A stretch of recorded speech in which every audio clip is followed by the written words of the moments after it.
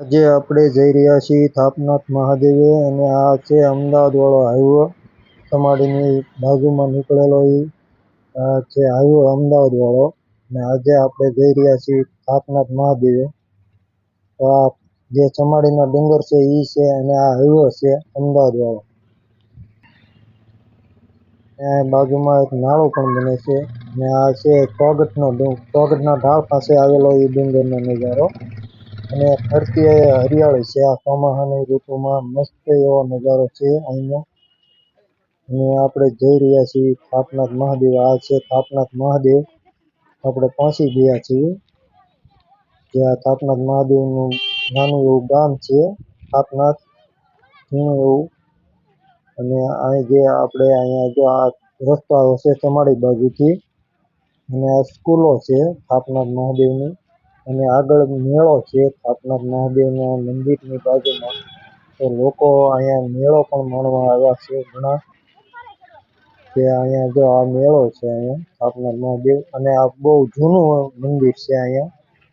જે રાજાશાહી વખતમાં અહીંયા હશે કે આ મંદિર ઘણા વર્ષો જૂનું છે અને આ થાપનાથનો ડુંગર છે. જે આ ઘણા સમયથી આ મંદિર જે પ્રણિત છે. આનો ઇતિહાસની તો આપણને નથી ખબર, પણ આ મંદિર સમાડીની એક્ઝેક્ટ સામે આવેલું છે થાપનાથ મહાદેવ. જે સમાડીથી અવાય છે અને આમ સરસ મજાનું ગામ, નાનું એવું ગામ છે અને અહીંયા જૂનું મંદિર છે આ થાપનાથ મહાદેવ.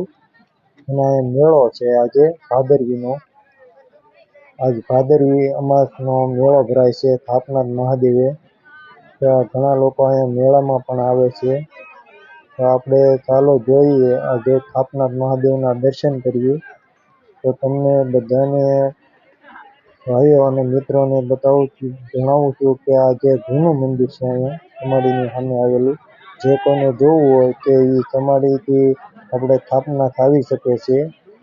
અને આ બહુ જૂનું મંદિર છે. આ જોઈ શકો છો આ રાજાશાહી વખતમાં બંધાયેલું છે અને તેનો ડેલો પણ ત્યાં છે મૂકેલો. અને આ ફરતું ગ્રાઉન્ડ છે બાજુમાં.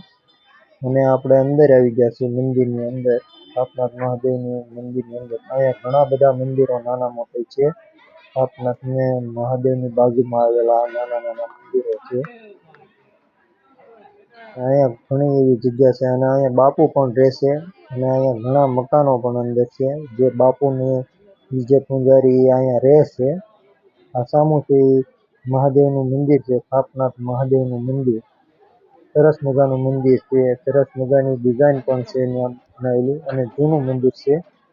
અહીંયા દર્શન કરવા આપણે જઈ રહ્યા છીએ અને ત્યાં વિડીયો આપણે નથી ઉતાર્યો.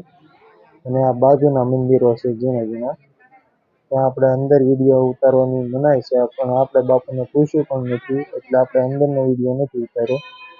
અહીં બાજુમાં એક વાય આવેલી છે, નાની એવી વાય છે.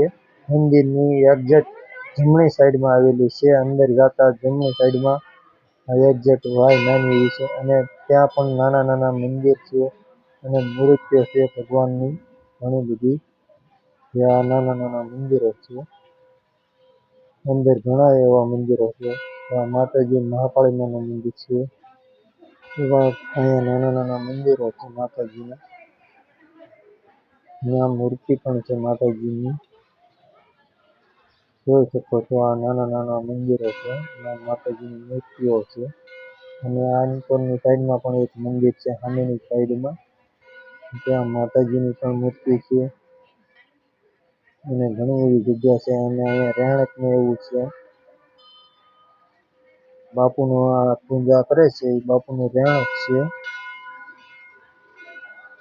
આ વાય છે નાની એવી, જે આપણે આગળ જોઈ હતી એ વાયને આ મુખ્ય વાય. પાણી અત્યારે ભરેલું છે, નાની એવી વાય છે અહીંયા. એટલે આપણે આ વાયનો પણ નજારો લઈ લીધો છે. અને આ બાજુમાં હવે આપણે જઈએ છીએ ડુંગરની ઉપર, જે થાપનાથનો ડુંગર છે ત્યાં ઉપર જઈ રહ્યા છીએ.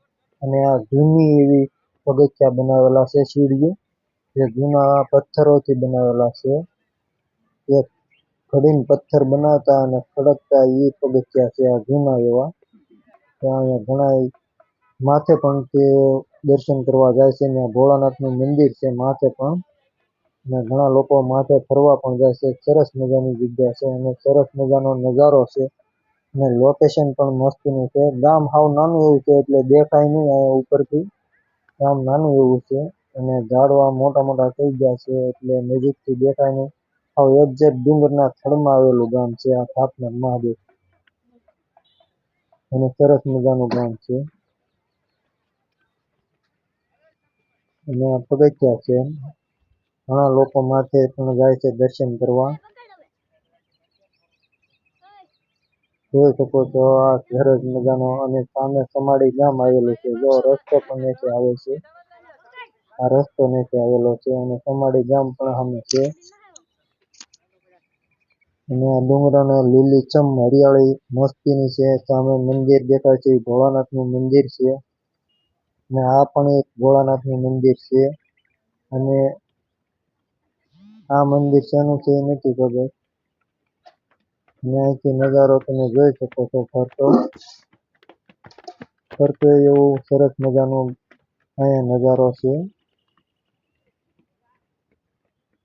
જોઈ શકો આ નજારો મસ્ત અને હરિયાળી પણ સરસ મજાની છે.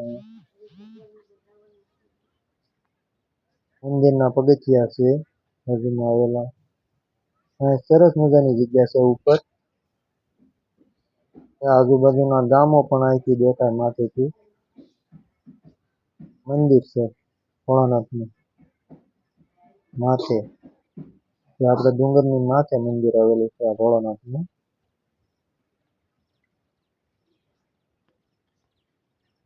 બે બાજુ હનુમાનજી અને ગણપતિની પણ સ્થાપના કરેલી છે.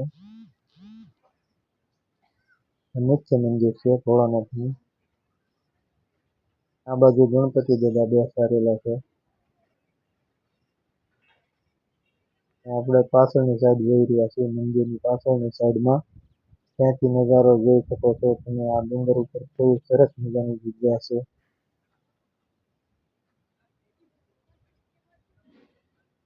લીલીછમ હરિયાળી અત્યારે ચોમાસાની ઋતુમાં મસ્તનું આ ફરવા લાયક સ્થળ છે. ઘણા લોકો આવે છે માથે ફરવા. જેને ન જોયું હોય પહેલી વાર જોયું હોય તો આ ચેનલમાં લાઈક અને સબસ્ક્રાઈબ કરી લેજો. અહીંથી આવા વિડીયો આપણે આગળની વિડીયોમાં મોકલીએ એકદમ તમારી સુધી પહોંચે એવી અમારી મનોકામના છે અને ઘણી એવી મેં જૂની જગ્યાના જ વિડીયો મૂકેલા છે અને આવા વિડીયો હું મૂકતા રહું છું. જ્યાં જાઉં છું ત્યાંના વિડીયો ઉતારીને હું મૂકું છું આ ચેનલમાં. મેં ઘણા વિડીયો જગ્યાઓના મૂકેલા છે જે આપણે ભાવનગર જિલ્લામાં બધી જગ્યાઓ આવેલી છે. અહીંયા મારા ગામના મિત્રો પણ મને મળી ગયા છે ઘણા. એ આગળ ઉપર છે. મારા ગામના મિત્રો પણ અહીંયા આવેલા છે દર્શન કરવા. એ આગળ મંદિરે છે. આપણે ઉપરના મંદિરે જઈ રહ્યા છીએ અત્યારે. અહીંયા અમારા ગામના બધા મિત્રો છે. અમારું ગામ મૂળ દંબાળિયા હાલ ત્યાંના છીએ પણ અત્યારે પાલીતાણા રહીએ છીએ અમે. આ અમારા ગામના બધા મિત્રો છે. અહીંયા દર્શન કરવા આવે છે. બાજુમાં જ અમારું ગામ પડે છે 4 કિલોમીટર આઘું. હવે જો અમારું ગામ પણ દેખાય અહીંથી. અને આ બાજુ સ્વાગતના ડુંગરો પણ દેખાય છે અને સ્વાગત પણ અહીંથી દેખાય. આ વલભીપુર અમદાવાદ વાળા હાઈવે ઉપર આવેલું છે આ ગામ નાનું એવું. સરસ મજાનું ગામ છે અને ભોળાનાથના દર્શન પણ કરી શકશો અહીંયા અને ડુંગર ઉપર પણ અહીંયા આવી શકો છો. અહીંયા મસ્તીનું લોકેશન છે જે ફરવા લાયક છે અત્યારે ચોમાસાની ઋતુમાં. જે લોકોએ ન જોયું હોય તો આ વિડીયોને કમેન્ટમાં જણાવજો. એટલે મેં આખી માહિતી તો આપેલી જ છે પણ છતાં પણ કોઈને ન હેરે તો આ વિડીયોમાં મને બતાવજો અને કમેન્ટ કરજો કે ભાઈ આ ક્યાં આવેલું છે તો હું એનું એડ્રેસ આપી દઈશ તમને. જય માતાજી, જય ભોળાનાથ.